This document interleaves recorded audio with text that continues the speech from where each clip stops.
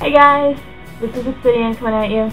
I decided to start doing a series of witchcraft videos. Partial instruction, partial my point of view on things.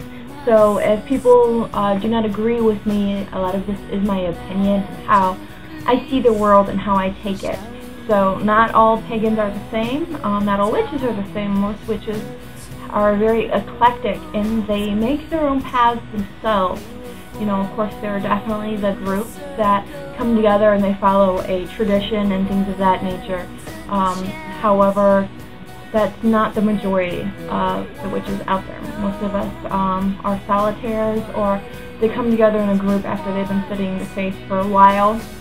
I just recently found a physical group here in the St. Louis area that I work with, and I've been on the path for minimum of 10 years already, minimum, since I was like 13. So I just recently found other people to practice with, and none of us have the same beliefs. So that's the first thing about paganism, is that it's very much take what you will and leave the rest.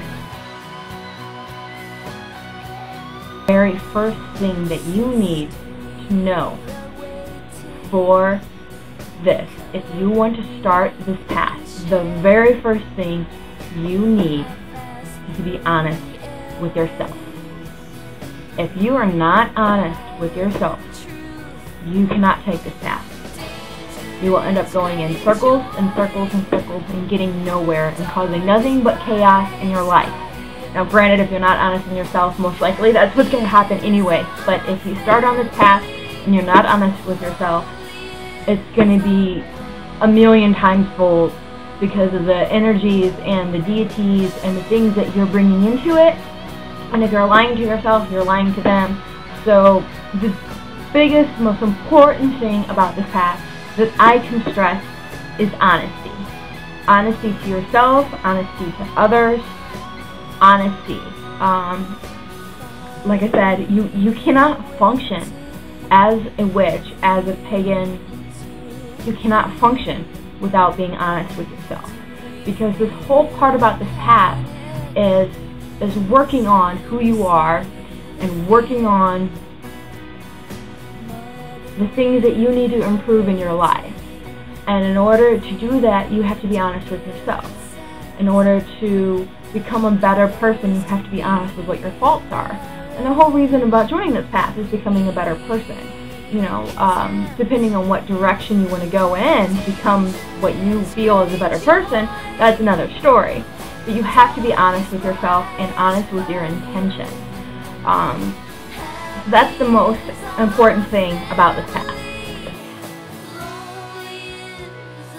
The thing that you need to learn, and this is pretty important, is I would say what deity you want to work with.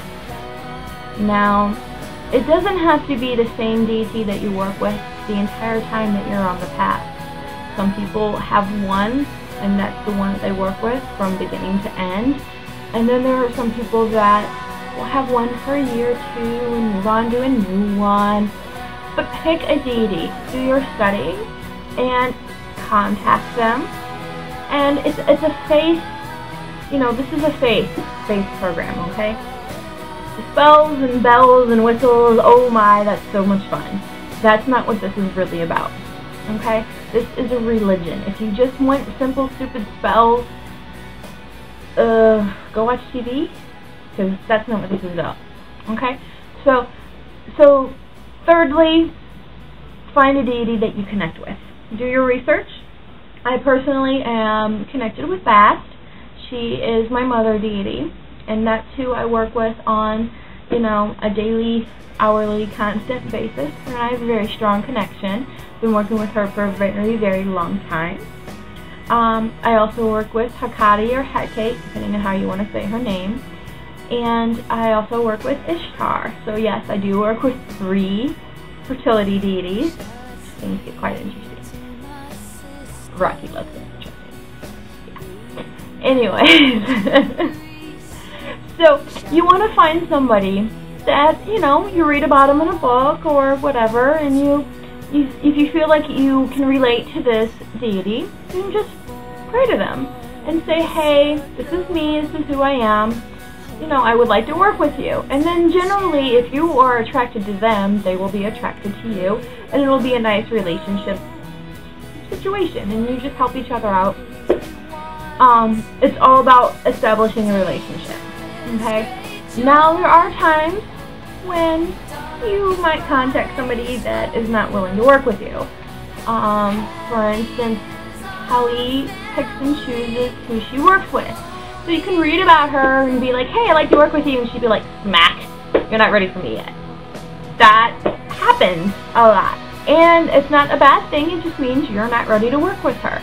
It means that you have not reached a place of balance to work with somebody of her energy, which she can be a very destructive goddess. So if you are not in a place of balance and you bring her into your life, there could be some serious issues. I believe that everything has to have a balance. Balance is very important in the craft. That's why honesty is important, because without honesty, you cannot have balance. So you have to have balance in all things.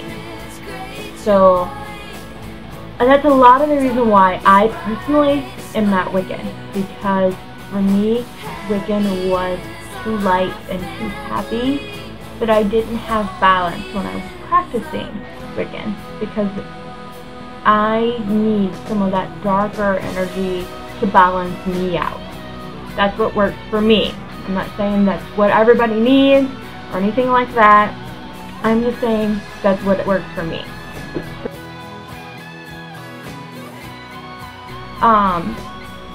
Figuring out what kind of path you want to be on, you know, and I always suggest always being, you know, open-minded, picking and choosing, lots and lots of reading, okay? The scary thing about this faith is that you are your own minister. So you believe what's right and wrong. You set your own morals or ethics, okay? There's no one there to tell you what's right and wrong. You have to decide this for yourself. Is this right or is this wrong? Okay? You know, I have a friend of mine who has recently left the Christian faith, and she's exploring her different options, and of course she talks to me because I'm very open and, you know, I'm willing to share whatever knowledge I have. And she said the scariest thing for her is that who is she to decide parts of her faith? You know, that's a big, scary question. It really is. You have to follow your heart. You have to follow your instinct. Those are the first things that I would recommend for anybody who's looking to start the path of the craft. And an overall thing that you should think of is, what direction do you want to take this in? What do you think? Why were you drawn to this? You know, get a journal, write it out, figure out, ask yourself the big questions, basically. You know, and it doesn't have to be set in stone. Everything's fluid. Everything can change. But knowing where you're coming from, you can start developing your own theology and your own ideas. And that's why I love this faith, because I can customize it for me, and you can customize it for you. So if you have any questions, feel free to hit me up. I'd be more than happy to answer them to the best of my abilities. And I am in no way, shape, or form an expert. Alrighty. Thank you guys. Talk to you later. Bye-bye.